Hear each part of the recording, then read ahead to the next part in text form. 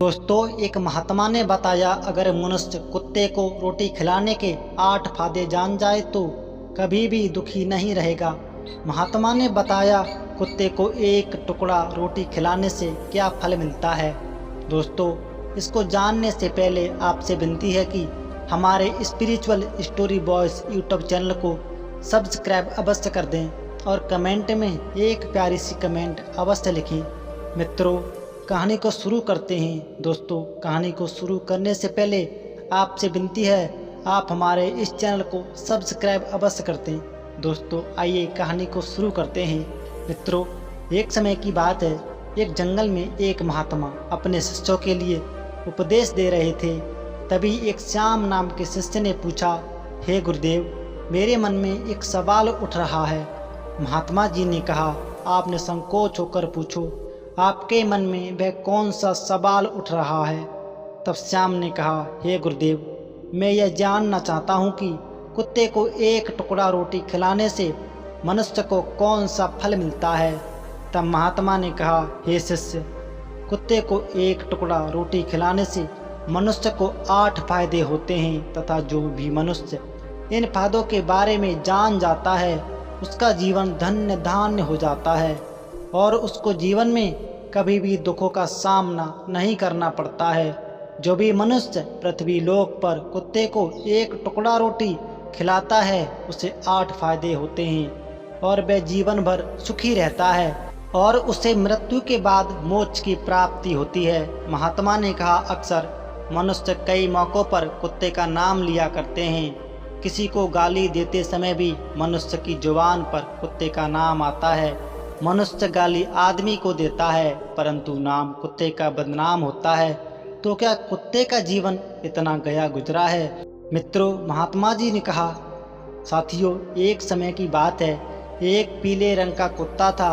वह बहुत ही लाचार था और भूखा प्यासा था। वह गांव में सभी के घर घर जाता था परंतु उसे कोई भी व्यक्ति रोटी का एक टुकड़ा भी नहीं देता था।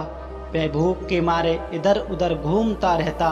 एक दिन वह गांव के बाहर नदी के किनारे एक ऋषि के आश्रम पर पहुंच गया और ऋषि से कहने लगा, हे मुनिवर, मुझे लगता है आप बहुत ही विद्वान तथा ज्ञानी हैं, इसलिए मैं भूखा प्यासा आपके पास आया हूँ। कृपया करके आप मुझे एक टुकड़ा रोटी का दे दीजिए जिसे मैं खाकर अपनी भूख को शांत कर लूँ।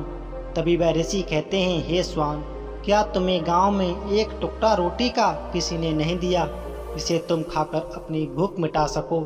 यह सुनते ही वह कुत्ता ऋषि से कहता है, हे मुनिवर, मैं आपको क्या बताऊं, आप मेरी बातों पर विश्वास नहीं करोगे। तभी वह ऋषि कहते हैं, हे स्वान, तुम बताओ, तुम्हारी बातों पर मैं विश्वास अवश्य करूंगा। मुझे तुम बहुत ही लाचार दिखाई पड़ते हो। तभी वह कुत्ता कहता है, ठीक है मुनिवर, मैं तुम्हें अपनी अपबीती बताता हूँ। कुत्ता ऋषि से कहता है, हे मुनिवर, हम पर रहम करो, हमारा कोई घर नहीं होता है, कोई आसरा नहीं होता है, कमा कर खाना हमें नहीं आता है, हमें वस्त्र भी पहनने का ज्ञान नहीं है, इसलिए सर्दी गर्मी और बरसात में हम ऐसे ही घूमते रहते हैं, हमें पढ़ना लिखना भी नहीं आता है।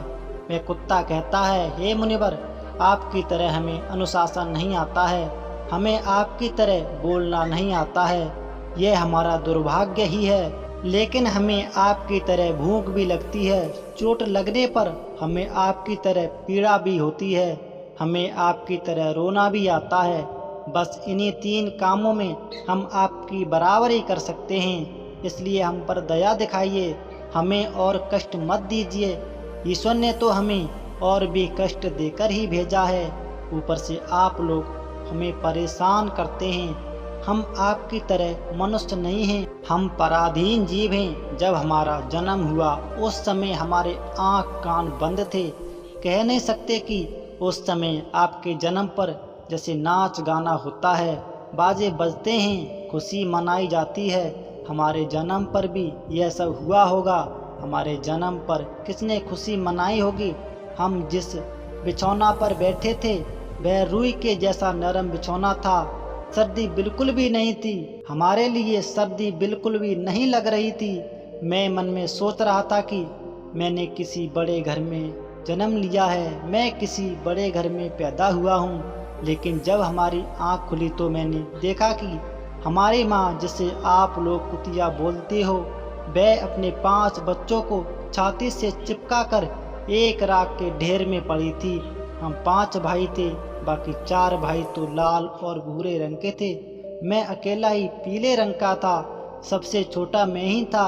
मैं थोड़ा कमज़ोर था। मेरी माँ हम लोगों के पास कम ही आती थी, क्योंकि उसे भी अपने भोजन की व्यवस्था करनी पड़ती थी। यदि वह ना खाती तो हमें दूध कहाँ से पिलाती। उस एक माँ पर हम 5 भाई निर्भर थे। वह बेचारी अपने भोजन के लिए इधर उधर दौड़ती रहती थी। कभी भोजन मिल भी जाता था, कभी नहीं भी, लेकिन वह हमेशा हम 5 का बड़ा ख्याल रखती थी। आखिर वह हमारी माँ थी। वह रात भर जाग कर गाँव की रखवाली करती थी। किसी की मजाल नहीं थी कि कोई अनजान आदमी बुरी नीयत से गांव की तरफ भी झांक जाए। दूसरे गांव के कुत्ते भी हमारी माँ के डर से गांव में नहीं आते थे। गांव के किसी किसान के खेत में कोई जानवर खड़ी फसल खाने आते तो हमारी माँ उसे दौड़कर भगा देती थी। गांव वालों के लिए इतना सब करने के बाद भी कोई मनुष्य तो हमारी माँ को भोजन तक नहीं देता था। भोजन के लिए हमारी माँ को मजबूर होकर छीनना झपटी करनी पड़ती थी। कई बार तो लोग उसे लाठी डंडों से पीट पीट कर भगा देते थे। बेचारी उस दिन भूखी प्यासी रहकर पेट की आग से जलती रहती थी। वह कुत्ता कहता है, हे मुनिवर, आखिर भूख तो हमें आपकी ही तरह ही लगती है। ऊपर से उसे अपने 5 बच्चों की चिंता भी रहती थी। हमारी माँ के लिए भूख उसे चैन से बैठने नहीं देती थी और गांव वालों का भी उसे देखकर हृदय नहीं पसीजता था। तब बेबस होकर उन लोगों के घरों में चोरी से घुसना पड़ता था और खाने की कोई चीज मिल जाती तो उसे खाकर ही अपने पेट की आग बुझा लेती थी। कई बार तो लोग उसे खाने की वस्तु ले जाते हुए देखते तो लाठी डंडे लेकर उसके पीछे पड़ जाते थे। कुछ निर्दयी लोग तो कई बार उसे घर के अंदर बंद करके पीटते थे। हमारी माँ का बुरा हाल कर देते थे। फिर वह कुत्ता ऋषि से कहता है, हे मुनिवर, हमारी माँ ने क्या बिगाड़ा था? उसने सिर्फ अपने पेट के लिए भोजन ही चुराया था। चोरी करने का कोई हमें शौक नहीं है, पर पापी पेट हमें यह सब करने के लिए मजबूर कर देता है। एक दिन की बात है, बड़ी जोरदार बरसात हुई थी। ओले पड़े थे, ठंडी हवा चल रही थी। उस ठंड से ठिठुरकर हमारे 3 भाई मर गए थे।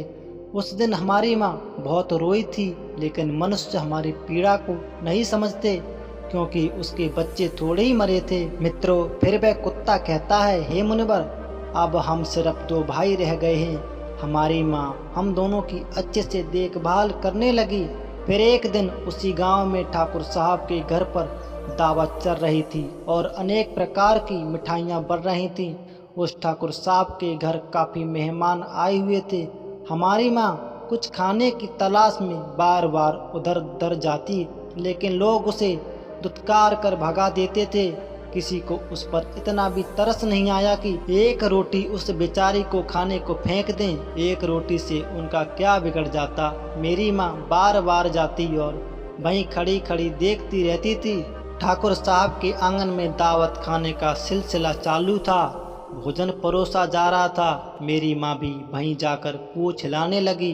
खाना परोसने वाला आदमी जब किसी काम से भीतर गया तो मेरी माँ दबे पांव रोटी लेने को चल पड़ी। फिर दूसरे आदमी ने मेरी माँ को जाते हुए देख लिया तो चारों ओर से लोग चिल्ला चिल्ला कर उसकी तरफ भागने लगे। मेरी माँ उनकी चीख सुनकर घबरा गई और 2-3 आदमी लाठी लेकर उसके पीछे पड़ गए। बेरहमी से दौड़ते मेरी माँ को वहाँ से घबरा कर भागने लगी। फिर दूसरे आदमी ने मेरी माँ को जाते हुए देख लिया तो चारों ओर से लोग चिल्ला चिल्ला कर उसकी तरफ भागे। मेरी माँ उनकी चीख सुनकर घबरा गई। 2-3 आदमी लाठी लेकर उसके पीछे पड़ गए। बड़ी बेरहमी से दौड़ने लगे। मेरी माँ वहाँ से घबरा कर भागने लगी, परंतु उसे वहाँ से निकलने का कोई रास्ता नहीं मिला, क्योंकि सामने से लोग लाठी डंडे लेकर आ रहे थे। तभी मेरी माँ वहाँ पर जो लोग भोजन कर रहे थे उनको लांघ कर निकल गई। महात्मा ने कहा। आगे वह कुत्ता कहता है, हे मुनिवर, मेरी माँ अपने निकलने पर इतनी हैरान नहीं थी जितनी कि उन लोगों को देख कर हुई थी जो वहाँ पर दावत खा रहे थे। वे सब उठकर खड़े हो गए। उन्होंने भोजन करना छोड़ दिया और कहने लगे कि कुतिया के लांग जाने के कारण भोजन भ्रष्ट हो गया है। सब एक दूसरे से विचार विमर्श कर रहे थे कि अब क्या किया जाए, खाना तो सब खराब हो गया। फिर ठाकुर साहब फूट फूट कर रोने लगे। कुछ लोग तो यह भी कह रहे थे कि भाई कुतिया के लांघने से भोजन खराब कैसे हो गया, उसने खाने में या पातलों में मुंह थोड़ी डाला है, सिर्फ वह ऊपर से लांघ कर ही तो गई है। और कहने लगे कि शहरों में तो लोग कुत्ते को पाल कर घर के अंदर सुलाते भी हैं और खिलाते भी हैं, तो इसमें कोई बुरी बात नहीं है। अगर कुतिया लांघ कर गई है तो भोजन खराब नहीं हुआ है। लेकिन उनमें से कुछ लोग बड़े घर से ताल्लुक रखते थे, उन्होंने एक भी नहीं चलने दी। कह रहे थे कि भोजन भ्रष्ट हो गया है, यह हमारे खाने के लायक नहीं है। आखिरकार उन्हीं की बात मानी गई। अब तो वह सारा भोजन गरीबों में बांट दिया गया। उस दिन तो मेरी माँ को खूब पेट भर के खाना मिला था। ऐसा सुख उसने जीवन में कभी नहीं पाया था, लेकिन वह सुख उसके लिए बहुत बड़ी मुसीबत बन गया। वह भोजन करके वहाँ से आराम से लेटी ही थी, उतने में ही वह ठाकुर डंडा लेकर वहाँ आ पहुँचा और उससे बुरी तरह से पीटने लगा। उसे बार बार भागने का भी कोई अवसर नहीं मिल पाया। डंडों की चोट से वह बुरी तरह से चिल्लाने लगी। माँ का विलाप सुनकर पत्थर भी पसीज जाता है, पर उस निर्दय को उस पर जरा भी रहम नहीं आया। वह उसे कठोरता से देखता रहा और पीटता रहा। माँ का वह शौर पूरे गांव में सुनाई दे रहा था। तब कुछ लोग आए और उसे समझाते हुए बोले, ठाकुर साहब जाने दो, भूख में तो आदमी की भी बुद्धि भ्रष्ट हो जाती है। यह तो एक पशु है, इसे अच्छे बुरे का क्या ज्ञान है।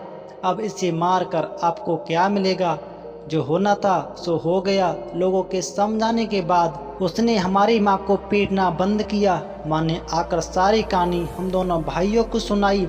हमने सोचा कि कितना कष्ट भरा है हम कुत्तों का जीवन।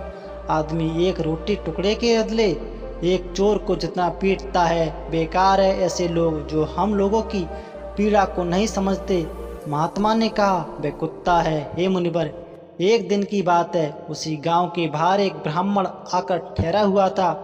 उसने अपने भोजन के लिए एक जगह चूल्हा बनाया था और उस पर दाल बनाने के लिए रख दी। उसके बाद आटा गोंद कर रख दिया। वह वहीं पास में कुएं पर पानी लेने चला गया। इधर कहीं से मेरी माँ घूमती हुई वहाँ पहुँच गई।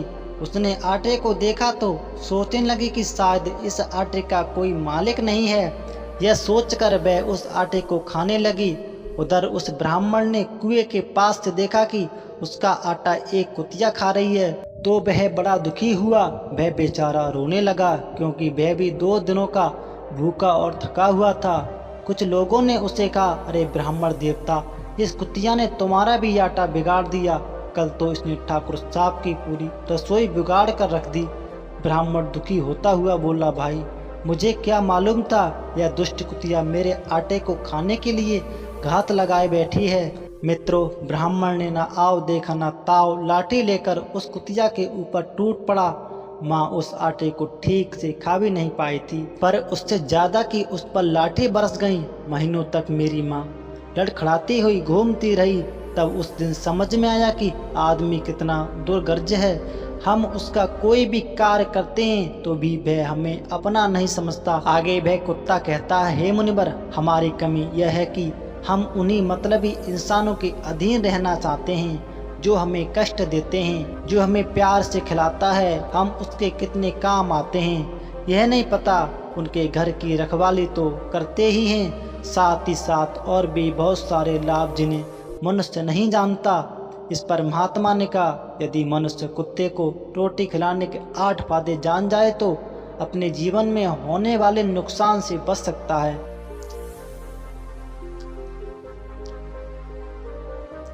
दोस्तों, एक महात्मा ने बताया, अगर मनुष्य कुत्ते को रोटी खिलाने के 8 फायदे जान जाए तो कभी भी दुखी नहीं रहेगा।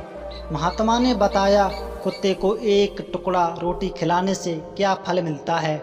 दोस्तों, इसको जानने से पहले आपसे विनती है कि हमारे spiritual story boys YouTube channel को सब्सक्राइब अवश्य कर दें और कमेंट में एक प्यारी सी कमेंट अवश्य लिखें।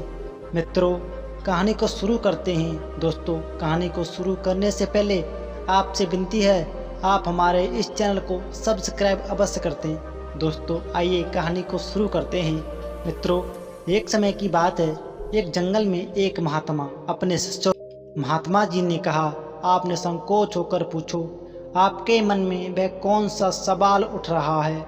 मैं यह जानना चाहता हूँ कि कुत्ते को एक टुकड़ा रोटी खिलाने से मनुष्य को कौन सा फल मिलता है। तब महात्मा ने कहा, हे शिष्य, कुत्ते को एक टुकड़ा रोटी खिलाने से मनुष्य को 8 फायदे होते हैं तथा जो भी मनुष्य इन फायदों के बारे में जान जाता है उसका जीवन धन्य धान्य हो जाता है और उसको जीवन में कभी भी दुखों का सामना नहीं करना पड़ता है। जो भी मनुष्य पृथ्वी लोक पर कुत्ते को और उसे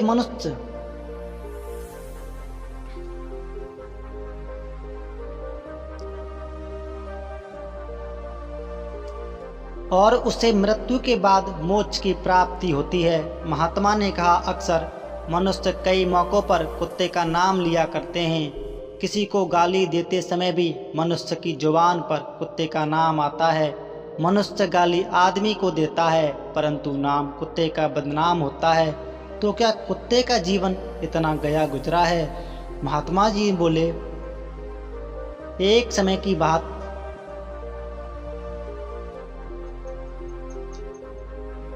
मित्रों, महात्मा जी ने कहा, साथियों, एक समय की बात है, एक पीले रंग का कुत्ता था। वह बहुत ही लाचार था और भूखा प्यासा था। वह गांव में सभी के घर घर जाता था परंतु उसे कोई भी व्यक्ति रोटी का एक टुकड़ा भी नहीं देता था। वह भूख के मारे इधर उधर घूमता रहता। एक दिन वह गांव के बाहर नदी के किनारे, हे मुनिवर, मुझे लगता है आप बहुत ही विद्वान तथा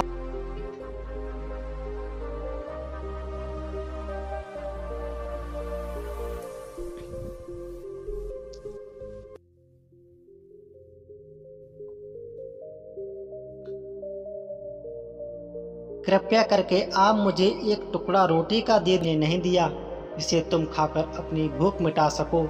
यह सुनते ही वह कुत्ता ऋषि से कहता है, हे मुनिवर, मैं आपको क्या बताऊं, आप मेरी बातों पर विश्वास नहीं करोगे।